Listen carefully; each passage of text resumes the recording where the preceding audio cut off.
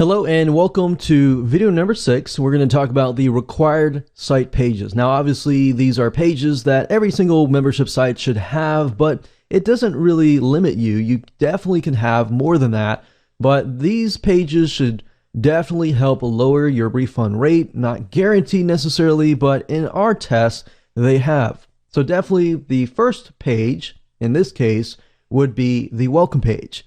So in addition to a welcome page, you might want to have a welcome video. And if you can't do this yourself, I'd recommend going on Fiverr.com, Fiverr.com, do a search for video spokesperson and look for somebody to do a video for you if you cannot do the video yourself. Now, this welcome page should have a welcome video, like I said, and it should welcome people. It should thank them for becoming a member. And more importantly, it should guide them through what they need to do next. A lot of times people join a membership site and they don't know what to do next. So then they get confused, they get frustrated, they get angry, and then they get a refund.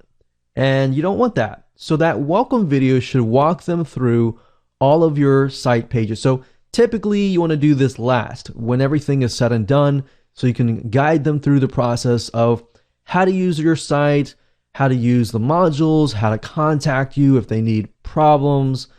And really the source of refund rates tend to be that, or of course, the next thing, being overwhelmed. So the next thing is you definitely want to have modules or categories.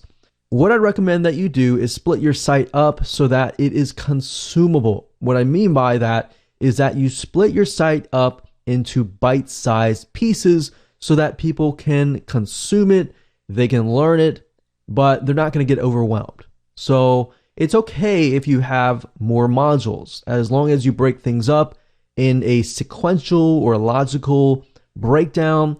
It's going to help you in the long run. And then, of course, you want to have a contact page. Long time ago when we ran membership sites, a lot of times we would forget this page. And unfortunately, people would also do refunds because they could not contact us. So when it comes down to what help desk should you use, we have found there are two that are really good. We have tested Freshdesk. We really love that.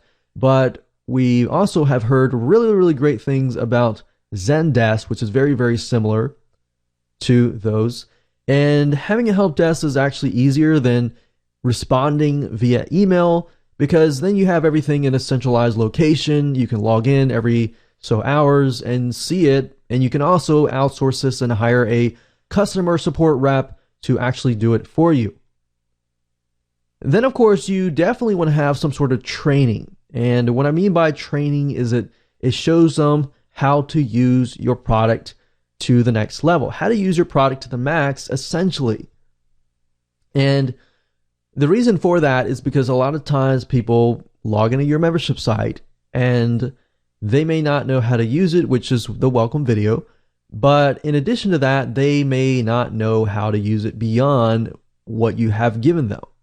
So giving them some extra training to help them take things to the next step is going to be crucial. And then, of course, this is not required, but having a community, especially a Facebook group, is a definite plus. Now, you could potentially use this as a upsell or a one-time offer. So you could charge a fee to get people into your door, like we showed you in the blueprint in video number 4. And then, of course, have an upsell or a one-time offer and get people into your community. So having those things are definitely crucial for any membership site, no matter what niche that you are in. All right. So if you want to stick with that, that's fine. If you want to add to that and add different site pages that you feel like your audience and your niche will be able to relate to, go for it. All right. So with that said, let's move on to video number 7.